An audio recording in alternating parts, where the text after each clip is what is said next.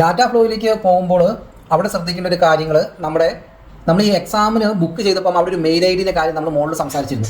ആ mail I D തന്നെ data ഫ്ലോയ്ക്ക് use ചെയ്യാൻ വേണ്ടി ശ്രമിക്കുക. ഡാറ്റ ഫ്ലോയ്ക്ക് വേണ്ട ഡോക്യുമെൻറ്റിൻ്റെ ലിസ്റ്റ് ഞാനിവിടെ കൊടുക്കുന്നുണ്ട്. ഈ എല്ലാ ഡോക്യുമെൻറ്റുകളും നമുക്ക് ഡാറ്റ ഫ്ലോയ്ക്ക് വേണം. മെയിനായിട്ട് നമ്മുടെ പാസ്പോർട്ട്, ഫോട്ടോ, ഡിഗ്രി സർട്ടിഫിക്കറ്റ്, നമ്മുടെ licence, experience certificate, transcript, mark list, standing certificate, BLS, ഇത്രയും ഡോക്യുമെൻ്റാണ് നമുക്ക് മെയിനായിട്ട് ഡാറ്റ ഫ്ലോ ചെയ്യാൻ വേണ്ടിയിട്ട് വേണ്ട ഡോക്യുമെൻറ്റുകൾ. ഈ ഓരോ ഡോക്യുമെൻറ്റിൻ്റെയും ഇമ്പോർട്ടൻറ്റും ഓരോ ഡോക്യുമെൻറ്റും എങ്ങനെ അറേഞ്ച് ചെയ്യണമെന്നുള്ളതും ഓരോ ഡോക്യുമെൻറ്റും അറേഞ്ച് ചെയ്യുമ്പോൾ ഉണ്ടാകുന്ന ഇഷ്യൂസ് എന്താണെന്നുള്ളതും അതിൻ്റെ വാലിഡിറ്റിയും ക്ലിയർ ആയിട്ട് നമ്മൾ നേരത്തെ സംസാരിച്ച MOHൻ്റെ വീഡിയോയിൽ ഞാൻ പറഞ്ഞിട്ടുണ്ട്.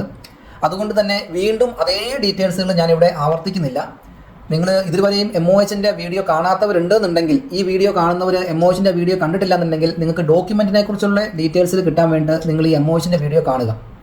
അതിനകത്ത് വളരെ കൃത്യമായിട്ട് പറഞ്ഞിട്ടുണ്ട്. ഇത് എൻ്റെ ഒരു വീഡിയോ കാണാൻ വേണ്ടിയിട്ട് ഞാൻ പറയുന്നതല്ല, അത് നിങ്ങൾ എന്തായാലും കാണണം. കാരണം ഒരു ഡോക്യുമെൻ്റ് അറേഞ്ച് ചെയ്യുമ്പോൾ ഏതൊക്കെ കാര്യങ്ങളാണ് നിങ്ങൾ ശ്രദ്ധിക്കേണ്ടത്, ഏതൊക്കെ കാര്യങ്ങളിലാണ് നിങ്ങൾ കൂടുതൽ അവയർനെസ് കൊടുക്കേണ്ടത്, എന്തൊക്കെ മിസ്റ്റേക്കുകളാണ് നിങ്ങൾ വരുത്താൻ പാടില്ലാത്തത് തുടങ്ങിയ എല്ലാ കാര്യങ്ങളും എനിക്കറിയാവുന്ന ഇൻഫർമേഷനിൽ ഞാൻ വളരെ വ്യക്തമായി നിങ്ങളോട് പറഞ്ഞു തന്നിട്ടുണ്ട്.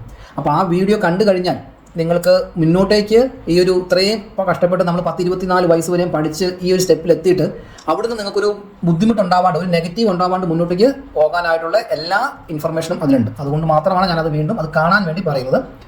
അതിവിടെ പറയാത്തത് അതൊരു ലെങ്തി വീഡിയോ ആണ്. ഓരോ ഡോക്യുമെൻറ്റിനെ കുറിച്ചും പറയുമ്പോൾ ഒരുപാട് സമയം എടുക്കുന്ന ഒരു വീഡിയോ ആയതുകൊണ്ടാണ് DHAൻ്റെ പ്രോസസ്സിംഗ് ചെയ്യുമ്പോഴും സെയിം ഡോക്യുമെൻ്റാണ് ആ ഡീറ്റെയിൽസ് കാണാൻ പറയുന്നത് കേട്ടോ.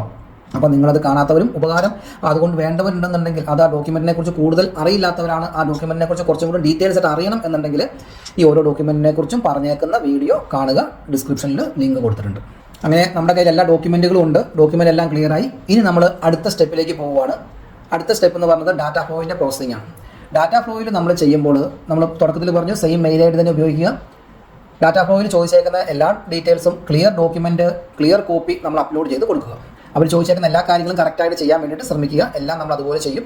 ഡാറ്റ ഫ്ലോയ്ക്ക് വേണ്ടിയിട്ട് നിങ്ങൾക്ക് നഴ്സിംഗ് മന്ത്രിൻ്റെ അസിസ്റ്റൻസ് എടുക്കാവുന്നതാണ്. ഞങ്ങൾ ഡാറ്റ ഫ്ലോ നിങ്ങൾക്ക് A to Z ഈ DHAൻ്റെ രജിസ്ട്രേഷൻ മുതൽ ഡാറ്റ ഫ്ലോ ചെയ്യണമെന്നുണ്ടെങ്കിൽ നഴ്സിംഗ് മന്ത്രിനെ കോൺടാക്ട് ചെയ്യുക. ഞങ്ങൾ ഹെൽപ്പ് ചെയ്യുന്നതായിരിക്കും.